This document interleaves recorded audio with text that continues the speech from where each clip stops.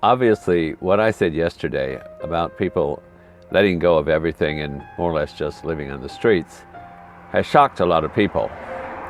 And a lot of people are scoffing at it and talking about how ridiculous such a suggestion is. So I want to elaborate a little bit on that today. To begin with, I and my friends are Christian freegans. If you check Wikipedia under Freeganism, you'll get a better idea of what all that implies. The word freegan was coined about 25 years ago, but my wife and I have lived this kind of a lifestyle for more than 45 years now. We raised our 4 children as freegans as well. For ourselves, we started living like this because of the teachings of Jesus, the things that he said and he did while he was walking on this earth. I don't see this as some kind of extreme lifestyle that only a few people can live because we have to use the waste from the rest of society. I see it as something the whole world could and should be living.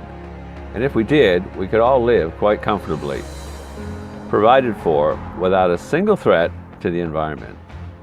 We would be living and showing something which Jesus Christ called the kingdom of heaven.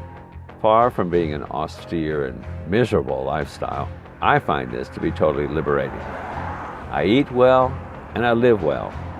I and my friends in 6 different continents are healthy, happy, and we live full lives of adventure and fun. We have what the rest of the world is trying to find and get through money. And for us at least, we found it through listening to Jesus Christ and following his example. We believe it is the life that we were intended to live by the creator of this planet. We believe it is the total answer to climate change and a lot of other problems in society as well. Basically, we've turned the world upside down. Instead of trying to get more and more, we try to live on less and less. It's an exciting challenge and so much more rewarding personally. But we did not come into this gradually. It was a deliberate and specific decision on our part to do 3 simple things that Jesus asked his followers to do. He asked them to stop working for money, to forsake everything that they have, and to give the proceeds from selling those things to others who are less fortunate than ourselves. When we did that, we found that it left us with enough to eat and with the clothes on our back. Then we set about going into all the world and sharing this same lifestyle with other people. Jesus called it preaching the good news of the kingdom of heaven. Obviously, you won't find any church anywhere in the world that teaches this.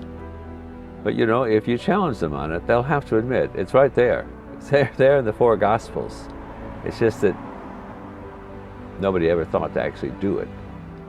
It's one reason that we personally find it so hard to make any mention of Jesus or God. We know that the rest of the world has this picture of churches and the people who attend them. And it's some pretty horrible examples if you're going to try to compare what they did with what Jesus did. I'm not going to go into great detail about what the world would be like if everyone lived this way, but I will say that most of us would be doing a lot of the same things that we're doing now.